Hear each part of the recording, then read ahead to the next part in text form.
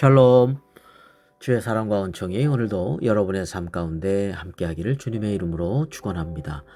오늘 우리가 함께 묵상하실 말씀은 마가복음 11장 15절에서 18절 말씀이 되겠습니다.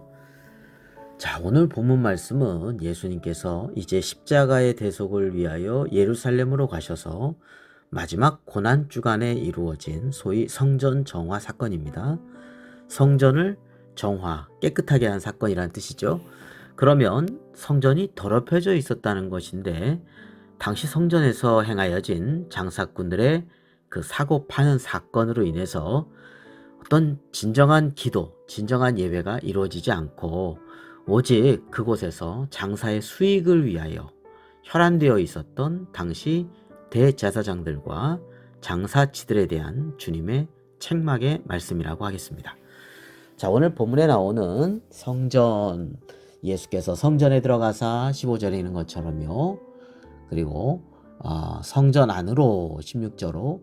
자, 이렇게 성전이라고 할 때 여기서는 이방인의 뜰 또는 성전의 뜰이라고 하는 장소가 되겠습니다. 그러니까 성소나 지성소는 일반인들이 못 들어가죠. 그래서 이방인의 뜰은 이방인들도 들어가서 기도할 수 있다라는 뜻에서 이제 이방인의 뜰 이렇게 이야기를 합니다. 당시에 크기가 한 475m 또 300m 가로 세로가 그 정도 크기의 장소였다고 하는데요.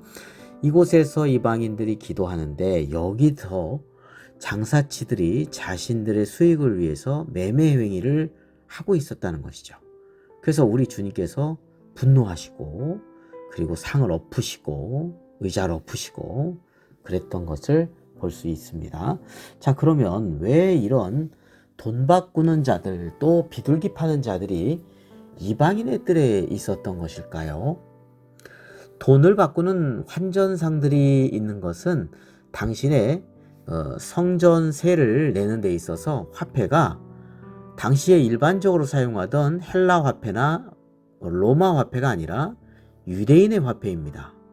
그러니까 히브리 옛날부터 내려오는 그런 화폐죠. 쉐겔입니다. 쉐겔.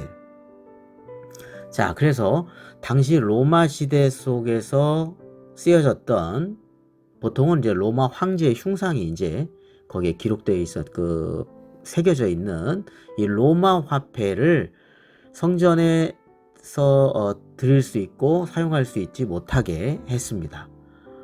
네, 세겔이라고 하는 유대인의 화폐를 사용하기 위해서 환전이 이루어졌던 것이죠. 근데 이 환전상들을 고용하고 관리하는 것은 대제사장이었습니다. 그래서 환전할 때 당시에 대제사장이 고용한 사람들이 이제 활동을 했는데 그것도 이방인의 뜰에서 환전 수수료가 상당히 높았다고 합니다. 자, 대제사장들이 또 그 일부를 또 가져갔다고 그랬고요. 그러니까 대제사장한테 로비를 많이 했겠죠. 또는 대제사장이 잘 아는 사람들을 통해서 이제 환전상으로 고용했을 것이고요. 그런데 오늘 말씀에 보면 대제사장은 한 명인데 18절 말씀에 보면 대제사장들이라고 나오거든요. 이것은 당시에 대제사장이 로마 식민지 시대에 로마 정부에서 임명을 했기 때문입니다. 로마 정부에서 임명했기 때문에 제사장이 평생 끝나고 날 때까지 제사장인데 그 전에도 살아있는데 그 다음 사람에게 또 임명을 하는 거예요. 또 임명을 하는 거예요. 그러면서 대제사장이 되려고 임명권자인 로마 정부에 여러 가지 로비가 있었다라고 합니다. 그러니 진실한 대제사장은 아니라고 볼 수 있겠죠. 자, 그러니까 본인도 그렇게 로비를 통해서 그렇게 대제사장이 됐고 그걸 또 갚으려고 이렇게 높은 환전 수수료를 받게 함으로써 자기 수익을 챙기는 대제사장이 있고 그걸 또 이용하는 환전상인이 있었던 것이죠. 주님께서는 이러한 더러운 모습들을 다 청결하게 하기를 원하셨던 것입니다. 뿐만 아닙니다. 그리고 이러한 장소에서 다시 말하면 이방인들이 기도해야 될 장소에서 이렇게 장사치들이 막 소리치면서 있는 것은 이건 하나님이 절대로 기뻐하시는 일이 아닌 것이죠. 뿐만 아니라 오늘 또 비둘기 파는 자들이 나오죠. 비둘기 파는 자들. 성전에 제물로 드리는 것이 소나 양이나 비둘기 이렇게 드리지 않습니까? 그 중에서도 가장 가난한 형편이 어려운 분들이 드리는 것은 비둘기입니다. 근데 역시 지금 비둘기 파는 자들이 나와 있어요. 원래는 이제 집에서 뭐 이렇게 비둘기를 잡아가지고 가져온다는 게 쉽지가 않지 않습니까? 또 먼 곳에서 오시는 분들도 있는데, 그래서 성전 근처에서 좀 이렇게 아마 비둘기를 팔아서 이렇게 그것을 제물로 드리는 그런 일들이 이제 있었던 것으로 보입니다. 그런데 문제는 역시 이것도 비둘기를 판매할 때 높은 이익금을 가지고, 그러니까 터무니없는 가격을 부르는 거죠. 자, 그래서 높은 이익을 챙겼던 이 장사치들, 비둘기 파는 자들, 역시 그 이익금 중에 일부는 대제사장에게 가는 것이죠. 이렇게 어떤 면에서 제품의 판매, 어떤 재물을 판매하는 그 이익에 혈안이 되어 있지, 그곳이 하나님 앞에 기도하는 장소고 그곳이 하나님 앞에 예배하는 장소라는 것에 대한 의식이 없는 거예요. 하나님을 경외하고 또 하나님을 높이고 하나님 앞에 기도하고 하나님을 사랑하는 마음을 찾아볼 수가 없던 것입니다. 오직 어떻게 하면 돈 벌을까? 어떻게 하면 내가 로비에서 더 많은 것들을 얻을 수 있을까? 이런 사람들이 그곳에 가득한 것을 보고 주님이 그것을 다 엎으셨던 것입니다. 그러면서 주님께서 말씀하시죠.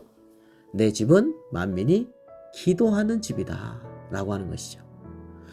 자, 오늘 우리에게도 마음의 성전이 있습니다. 네, 우리의 마음의 성전, 우리의 영혼 안에 성령님께서 함께 하시죠. 고린도전서 3장 16절에서 17절에 이렇게 말씀하고 있습니다. 너희는 너희가 하나님의 성전인 것과 하나님의 성령이 너희 안에 계시는 것을 알지 못하느냐? 누구든지 하나님의 성전을 더럽히면 하나님이 그 사람을 멸하시리라. 하나님의 성전은 거룩하니 너희도 그러하니라. 아멘. 네, 우리가 하나님의 성전입니다. 왜요? 하나님의 성령이 우리 안에 계시기 때문입니다. 여러분, 우리의 마음의 성전이 깨끗해야 되겠습니다. 주님이 오늘 예루살렘에 있는 성전을 깨끗하게 하신 것처럼 우리의 마음 가운데 하나님 앞에 예배하고 하나님께 기도하고 하나님을 찬양하고 또 하나님을 기쁘시게 하는 그런 영혼이 되기를 주님의 이름으로 축원합니다. 우리 스스로에게 질문해 봅니다. 나의 마음의 성전은 지금 깨끗합니까? 진정 주님을 사랑하고 기도하고 예배하는 마음의 성전입니까? 기도드리겠습니다. 거룩하고 자비로우신 하나님 아버지, 저희들의 마음의 성전이 하나님께서 기뻐하시는 모습이 되게 하여 주옵소서. 세상의 마음이 뺏겨 온갖 세상 것들로 더럽히는 모습에서 돌이켜서 주님께 구별되게 쓰임받고 또 영광 돌리는 심령이 되게 하여 주옵소서. 우리 구주 예수 그리스도의 이름으로 기도드립니다. 아멘.